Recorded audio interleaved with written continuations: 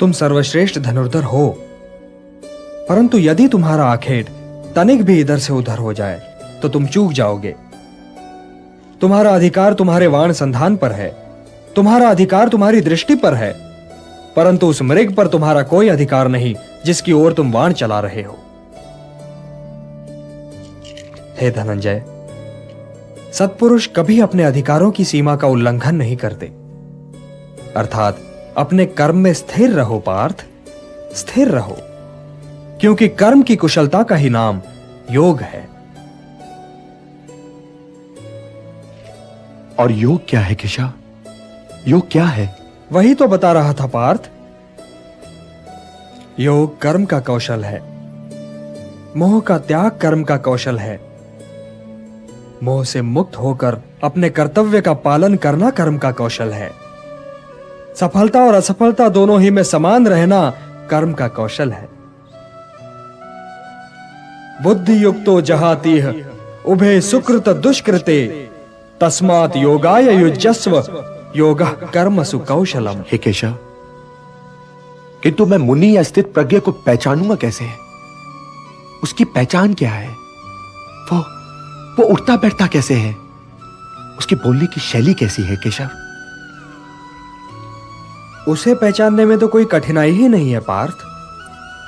प्रजहाति यदा कामान सर्वान पार्थ मनोगतान आत्मन्येवात्मना तुष्टः स्थितप्रज्ञस्तदोच्यते।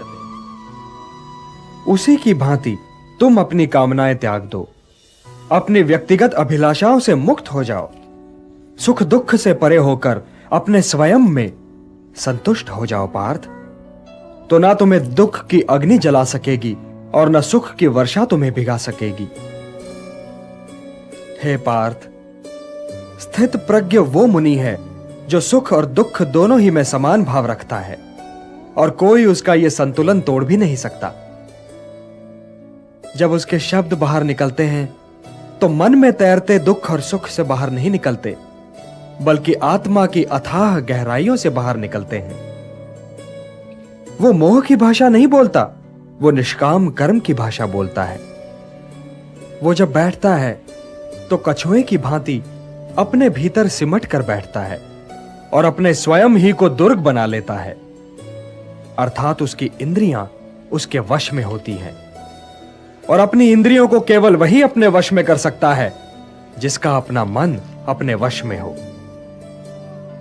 हे पार्थ, ध्यायतो विषयान् पुंसः संगस्तेषु उपजायते संगात् संजायते कामः कामात् क्रोधो विजायते। क्रोधात् भवति सम्मोहः सम्मोहात् स्मृति विभ्रमः स्मृति भ्रंशात् बुद्धिनाशो बुद्धिनाशात् प्रणश्यति। हे पार्थ, सामान्य पुरुष विषय का ध्यान करता है और विषय का ध्यान उसे आसक्त बना देता है। इस आसक्ति या लगाव से काम का जन्म होता है। जब काम की पूर्ति नहीं होती तो क्रोध उत्पन्न होता है।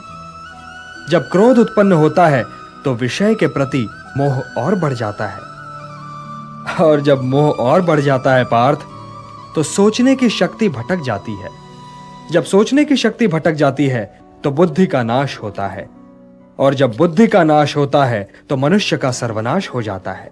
और हे कुंती पुत्र, तुम्हारा यह मोह तुम्हें बुद्धि के विनाश की ओर ले जा रहा है। तनिक सोचो पार्थ कि जिसके पास बुद्धि ही ना होगी उसे शांति कैसे मिल सकती है? वो तो शांति और अशांति में अंतर ही नहीं कर सकता, और जो शांति को अशांति से अलग तक नहीं कर सकता वो भला कैसे सुखी हो सकता है?